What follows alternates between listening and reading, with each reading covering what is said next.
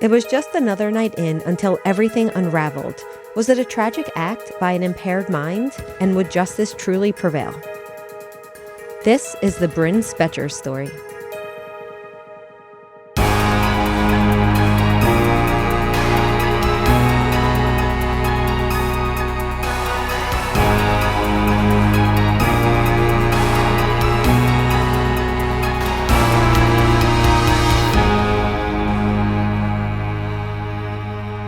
Hi, Meghan. Hi, Amy. Hi. I'm going to assume you know this case. Or maybe you don't. Maybe the intro didn't give it away. But does that name ring a bell for you? The intro gave nothing away to me. The name means nothing, but I'm also exhausted. So maybe I'm just like, it's not clicking, but I don't think so. Okay. All right. Well, this case made national headlines, and I think you will understand why. But the reason I chose this case is because it brings up one of my favorite topics. And that is, was justice served? And of course, that leads us into the question, which I guess is more of an existential question, which is, what is justice? Oh, well, I love that conversation. You know that. Yes. I don't think we'll ever truly have the answer to that question, but I certainly love debating it. I like discussing it a lot just because I think the reason we don't have the answer is because it means something different to everyone. So exactly. I think that's the interesting part of justice. Yes. But before we try and answer that question, let's hear about the details of this case and meet the woman who's at the center, and that is Bryn Spejcher. Bryn was born on January 25th, 1991, and had 3 brothers and many pets. She spent her childhood in the Chicago suburb of Bloomingdale. And while she had a loving family, from a very early age, she was challenged with some health problems. Bryn was born with a lung issue, and she suffered serious hearing loss shortly after her birth. And this would be likely due to a side effect of the medical care that she had received. And this would include drugs and surgery. Her hearing was so compromised that she wore hearing aids from the age of 4. Bryn would say that growing up with the hearing aids, she felt, quote, isolated, ashamed, and embarrassed. I think I can insert something here. You think it's time, Meghan? I do. Okay. Meghan, as you know, I don't know if our listeners know, but I can relate to that because I, too, have hearing loss, as does my daughter. In fact, she wore hearing aids from the age of 3 months, and she also struggled with some of those feelings. Bryn would go on to say, quote, I just tried to hide my hearing aids and focus on what everybody else was doing in school, which was sports, music, and academics. And she excelled in those areas. In fact, while in college, she decided that she wanted to become an audiologist because she wanted to help other people with hearing loss. She would go on to attend Washington University's School of Medicine in St. Louis. And this is where she earned a doctorate in audiology. This was a very rigorous program, and she did extremely well. In fact, she was one of the best students in the program. Wow. In August of 2017, Bryn moved to Thousand Oaks, California, and she started a job as an audiologist at a UCLA health clinic. So she's only 27 at this point. She's very happy. She's doing what she loves. She's in a new city, and things are going pretty well for her. Okay. Along the way, Bryn got a pet Siberian husky whom she trained to be a hearing service dog. Now, this dog would alert her to when the doorbell rang or when a car was approaching.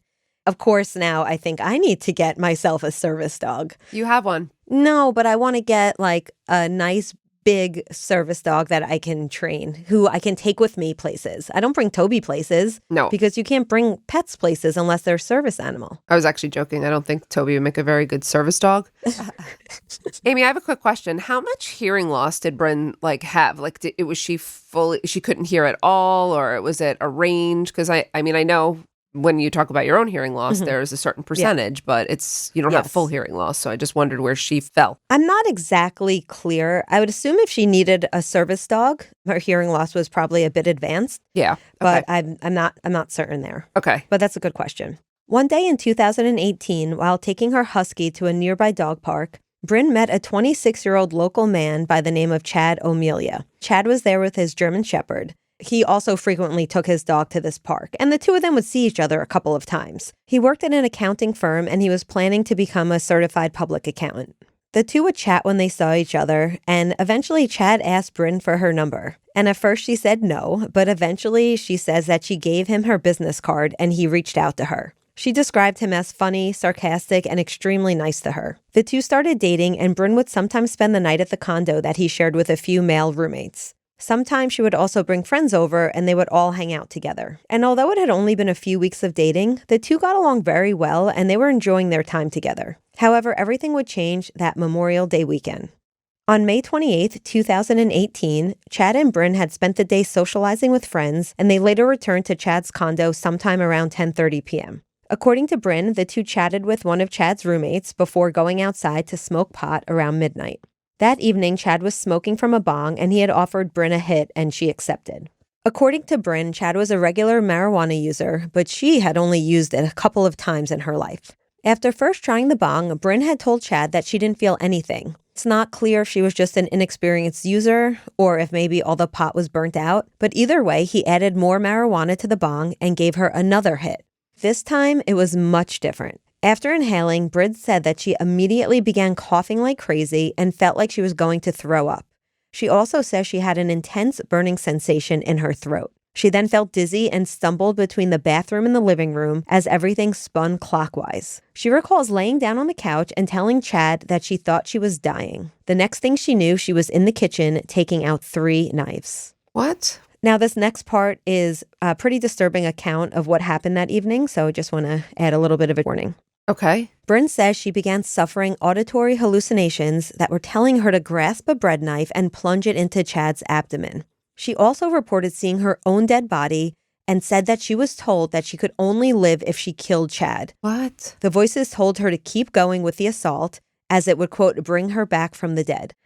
Bryn explains having somewhat of an out-of-body experience. She says she saw hands stabbing, but she did not know they were hers. Kind of like she was watching a screen, she said. She proceeded to stab Chad 108 times. Whoa. She then stabbed her dog and continued stabbing herself. She stabbed herself in the neck with a bread knife. And actually, in her mugshot, you can see scratches and scars, and it's quite disturbing. Weren't his roommates there? They were upstairs at this point. Okay, and didn't hear. Okay. And sorry, but is this just regular marijuana? Like, are you going to get to that? Because We'll talk about that. Okay, all right. Now, one of the roommates did hear the commotion, and I believe he called 911. Okay. The reason I say I believe is there are some accounts that say a neighbor heard the ruckus and called 911. I think it's quite possible that both people called. Okay. Police arrived on the scene pretty quickly, and their body cams recorded the whole scene of what happened next. Bryn was still using the knife on herself when police found her, and one of the officers shot her with a taser gun, but she continued to stab herself. They had to taser her 4 times, but she would still not drop the knife. It would take several officers to subdue her. Whoa. One officer had to use his metal baton to hit Bryn's arm, hoping to get her to drop the knife. It worked, but it also broke her hand in the process. I think you've heard stories like this before when people are on drugs and they have this like superhuman strength, because we're talking about 4 officers who are likely very strong, and Bryn is a pretty petite woman. Yeah. And they were unable to subdue her.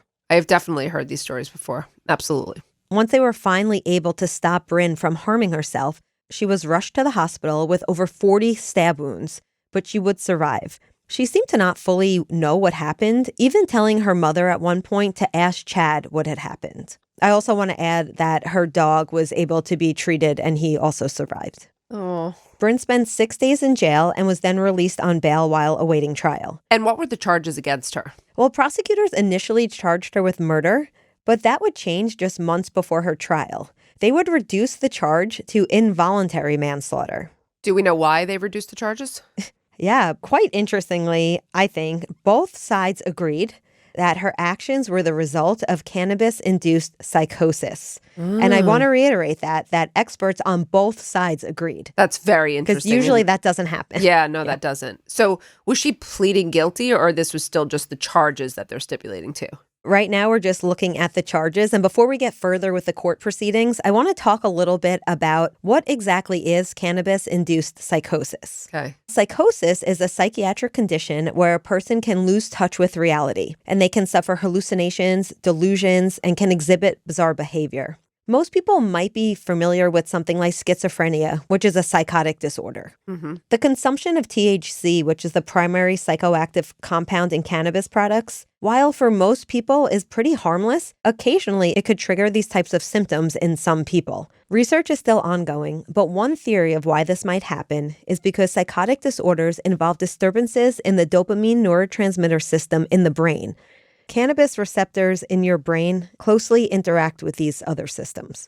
And it could be an explanation of why this happens. However, psychosis from cannabis is very rare. Those most at risk of cannabis-induced psychosis are people who consume high doses of potent medical-grade cannabis products and people who often have a family history of mental illness or a psychotic disorder. So did Bryn have any of these factors, or should I hold that thought for now? Not that I am aware of. Okay. So it seems like while cannabis alone doesn't make a person psychotic, if you're an at-risk person, it could possibly tip the scale. Mm-hmm.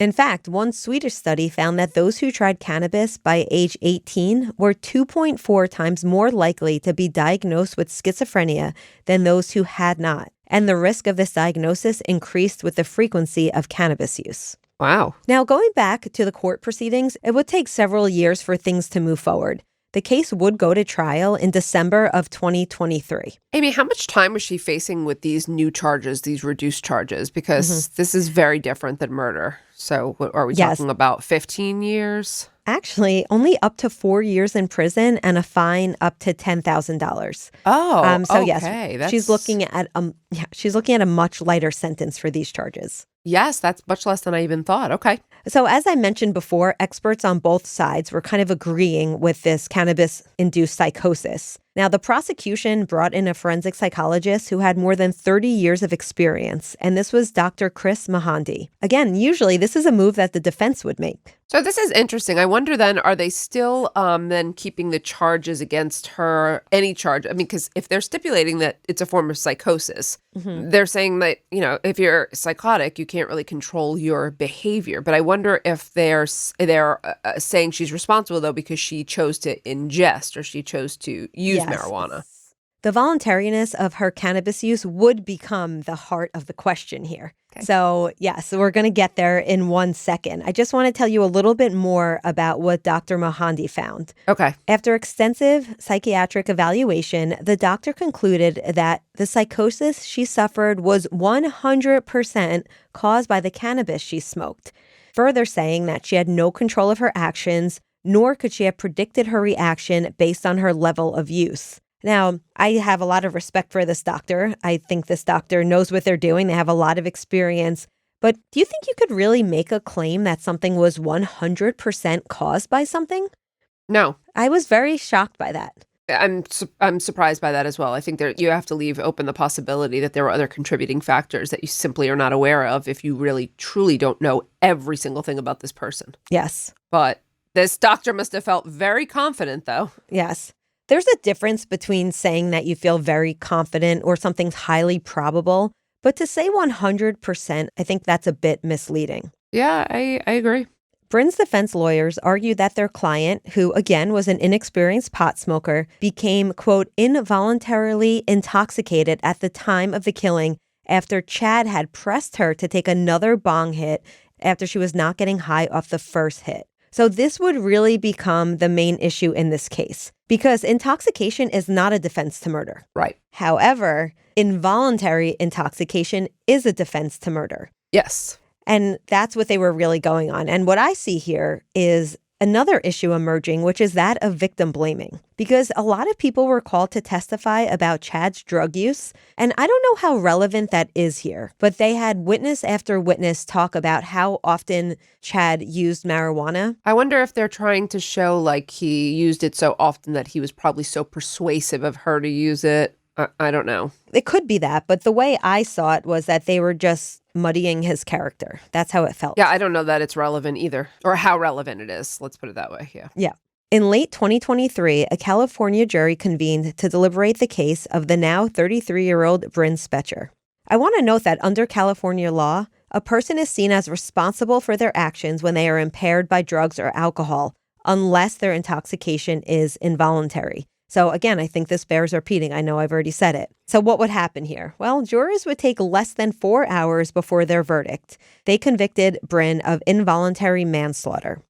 So in other words, they did not believe that she was involuntarily intoxicated the way the defense was arguing. So they believe she was voluntarily intoxicated and therefore responsible. Yes. Okay. But again, still very much reduced culpability, looking at involuntary manslaughter.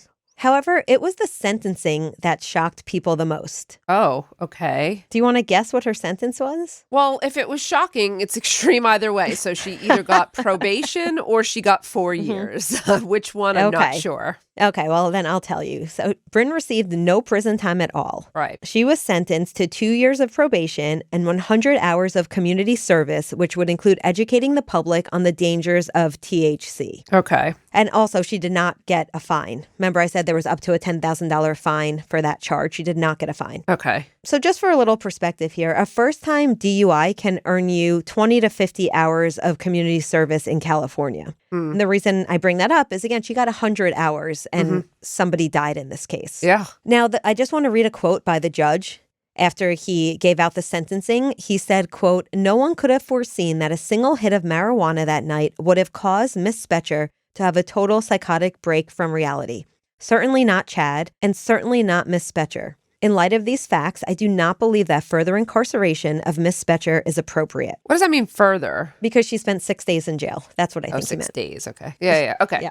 Now, as I mentioned, people were not happy with this sentence. I was going to ask, is that his on family? Because I'm curious. Yes, Chad's family was not happy with the outcome, and just critics in general argued that this, quote, punishment absolved the defendant of any responsibility, and it sends a very dangerous message, right? It almost sounds like the idea of general deterrence, where we punish people to make an example out of them.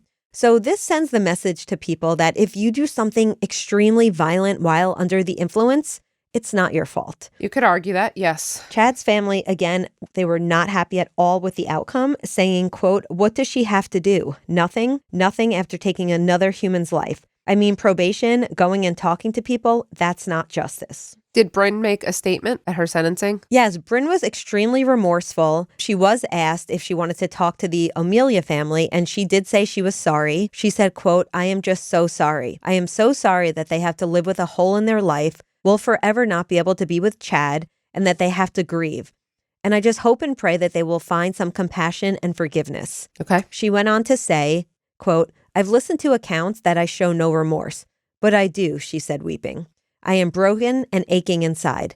The hole in your life is not lost on me," she said. Chad's mother had unfortunately passed away, so Sean O'Melia, Chad's father, was kind of the face of the family. Okay. One more thing she went on to say, "I am truly sorry. It is important to tell you that I never meant to hurt or harm Chad. I don't recognize the psychotic person that I saw that night. This is not who I am." She concluded by stating that if she were to be granted freedom, she would go on to do everything in her power to make a positive impact on society. Another little tidbit I want to add, at one point, Chad's father and Bryn's father held hands. Aw. So I think everyone just realized how tragic this was all around. Yeah, that's nice too when the families, instead of opposing each other, support each other. I always think that's incredible. What year was this, Amy? Oh, very recently. Sentencing was in 2024. Recently, very. 2023 is when she was found guilty, and so sentencing was early 2024. So I know this is very recent then, but do we know, has Bryn, honored her word? Has she done anything since, or is it too soon to tell? You tell me. Yes, as you mentioned, Bryn's sentencing occurred in early 2024. So this is quite recent. From what I could find, Bryn has since moved back to Chicago with her family, and she's struggling to get back to some semblance of a normal life. I read that she lost her job, and at some point she has been trying to pay for damages. Now, remember I said that, as far as I could find, the court did not make her pay a fine? Yes. She did owe money to Chad's landlord for some of the damages that were incurred to the property that night. Right, okay. And there may be some other court fees that I'm not aware of. Okay. Bryn has done several interviews, and many of them will be listed in the sources for today's episode. She did one really long interview with Dr.Phil. I believe it was on his show, but I listened to the audio version. It was in a podcast form. Oh. I think she sounds very remorseful. I think it's clear that she regrets what happened and she feels awful about the situation. Bryn says that she hopes to dedicate much of her future to working with charities such as the nonprofit Every Brain Matters. And basically, they aim to help educate people on the risks of high-potency marijuana. She has publicly remarked that, quote, "The popularization of these potent strains has created a misconception that cannabis is harmless. But my experience obviously shows that this is not always the case. I am not special. This can happen to anybody." Now, as we said, this case is pretty recent, but we'll definitely be keeping an eye on it to see how it may change marijuana policy and the law. It's interesting because this case comes at a time when our nation is seeing a decriminalization of marijuana and more of an acceptance of marijuana use. So for me, this case brings up some really interesting areas of discussion. Sure. Now, the federal government is currently moving to reclassify marijuana as a less dangerous drug. It's legal recreationally in 24 states and medicinal only in an additional 14 states. Manufacturers are creating more potent products that are more accessible than ever. And this isn't just in the form of marijuana, it's also edibles and vapes and other forms. Historically, cannabis plants contain 2 to 4% THC by weight. Now, some research suggests that plants have 20 to 30%, and that some products are made with an even higher concentration. Some research also suggests that marijuana use can increase the risk of psychosis 5-fold.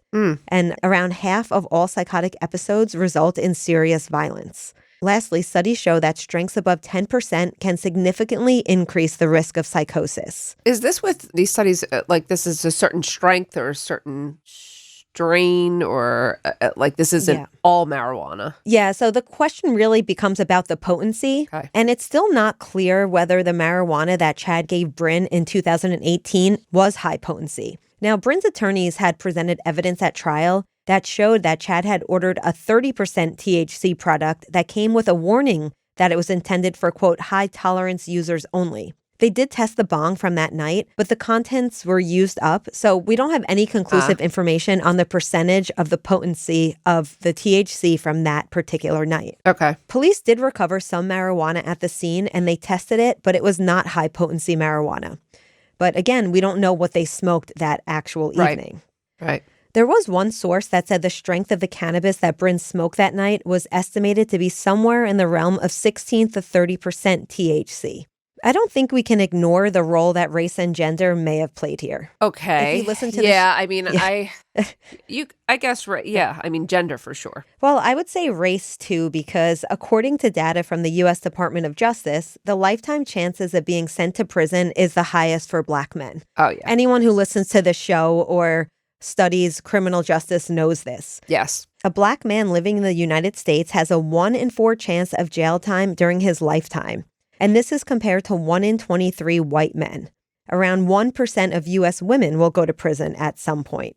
So the reason I bring up these numbers is that I think that, the fact that Bryn was a white woman, I think definitely helped her in this case as far as the sentencing goes. I'm sure that's true. So now the big question, was justice served in this case? This is a very interesting one, Amy. And I don't know how I missed this in the headlines. You're like, oh, you'll probably know it. Nope, still didn't have a clue about this one. If you look up her mugshot, I bet you have seen it. Okay. Because I saw it on the Instagram feed. It kind of, that mugshot, even if you don't know the case, I feel like that might look familiar. But you'll let me know. Okay. So I'll tell you my thoughts, and then I want to hear yours. Okay. So this is a tough one because I do not believe that Bryn wanted to harm Chad. I do not believe that her acts were intentional. However, a life was lost and a family was left to pick up the pieces. And they clearly do not feel a sense of justice. Yeah. So when we look at what is justice, a lot of times we look to the victims and to the families and what do they consider justice?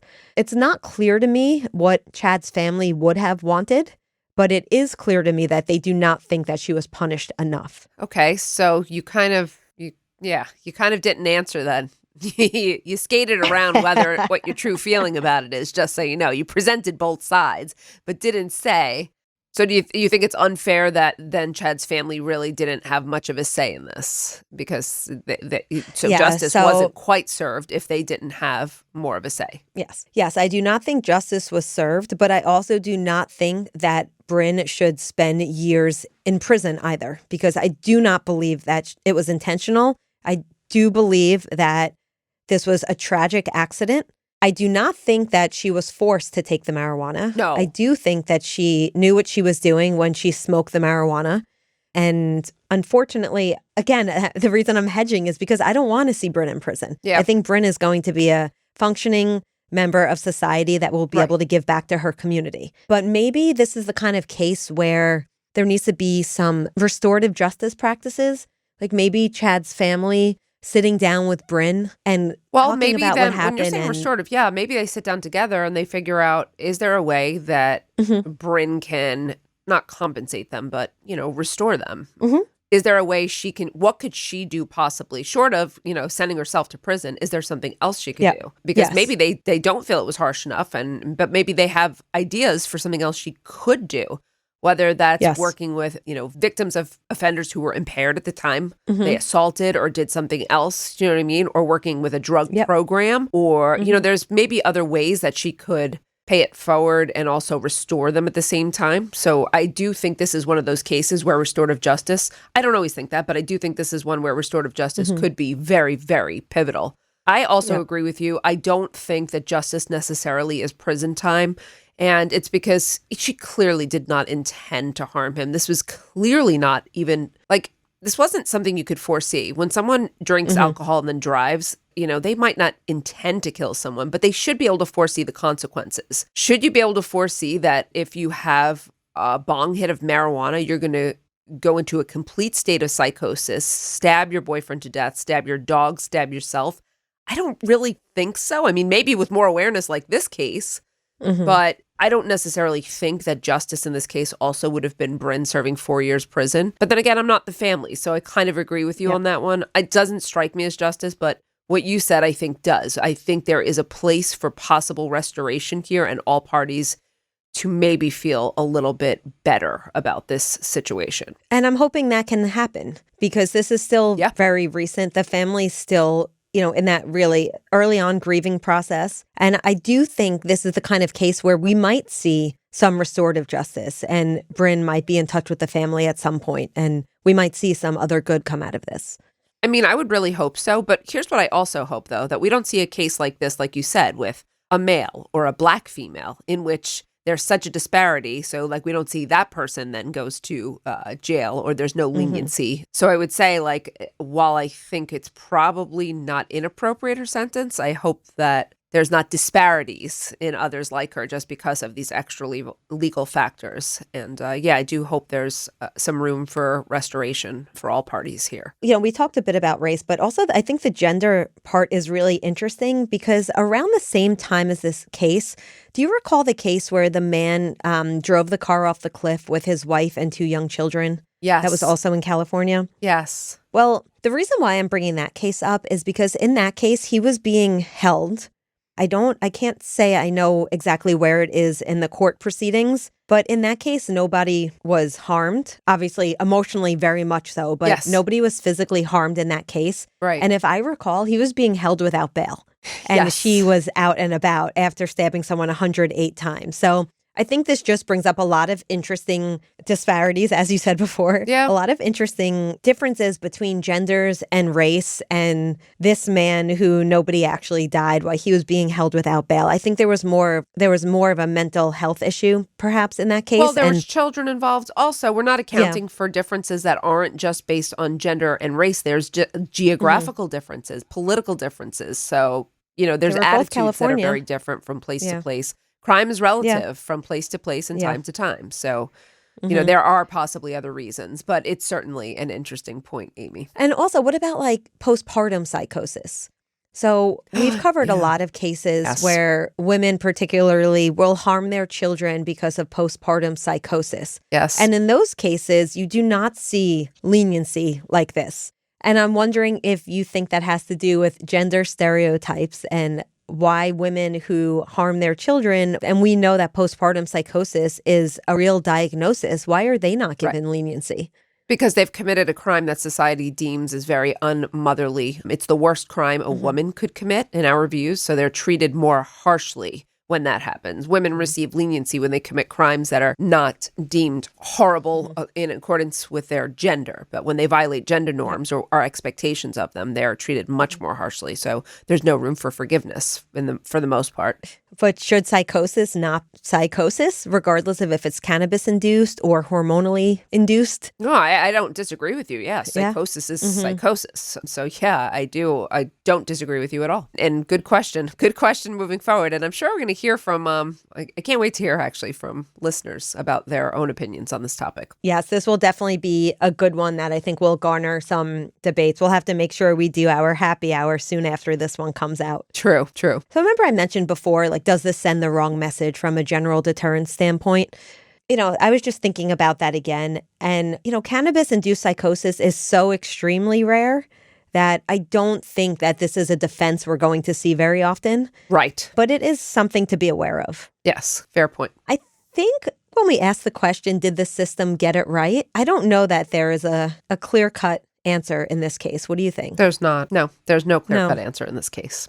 No. Mm-mm. The only thing we can hope is that Bryn continues to have a positive impact on society. And most importantly, that Chad's family can move on and have some sort of peace and closure and be able to go on and live their lives and honor the memory of their loved one. Yes, agreed. Meghan, before we end today, we have a question. This one comes from one of our emails. And this is from Anna. And Anna says, I have recently heard that the prosecutor has more power than the judge. How is this possibly true? Is this true? And Yes. I'd say, yes, Anna, this is true. Yes. Most people believe that the judge has the most power in the courtroom because they are quite powerful. Judges are considered the senior most official in a courtroom.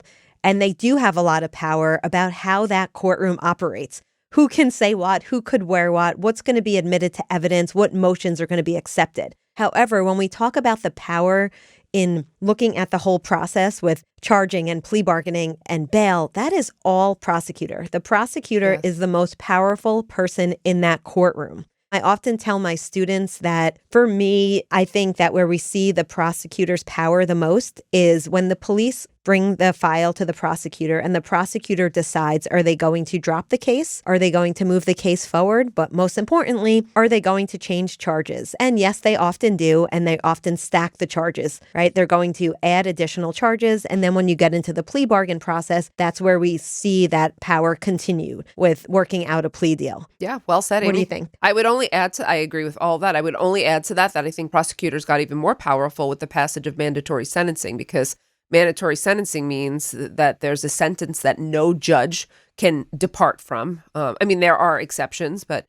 in general, so the prosecutor can, if prosecutor's going to charge you with a mandatory sentence, that is quite serious. And so I think there is even more wiggle room, I would say, for prosecutors to say, well, I can charge you with a mandatory sentence, or if you agree to plead to another count, I can charge you with something lesser. So I do think that they got even more powerful, for better, for worse, whichever one you agree with. I think it's a little too powerful, but with mandatory sentencing, yeah. Yeah, that's a good point. I mean, they took the discretion out of the hands of the judge and put it right into the hands of the prosecutor. Right. Good question. Yeah. Thank you, Anna. That's a really great question. And thank you all so much for listening today. And we will catch you next time on Women and Crime. Women in Crime is written and hosted by Meghan Sachs and Amy Shlosberg. Our producer is James Varga. Script editing is by Abagail Belcastro. Audio editing is by Siler Burr and Jose Alfonzo. And music is by Desert Media. If you enjoy the show, please remember to follow and leave a review. You can also support the show through Patreon, where you can get access to additional ad-free content such as exclusive full-length episodes, lectures, a book club, and virtual happy hours with Meghan and Amy. For more information, visit patreon.com/womenandcrime. Sources for today's episode include WGNTV, Vestar.com, an interview with Dr. Phil, the Thousand Oaks Acorn, CBS News, Rolling Stone, U.S. Department of Justice, and ncbi.nih.gov.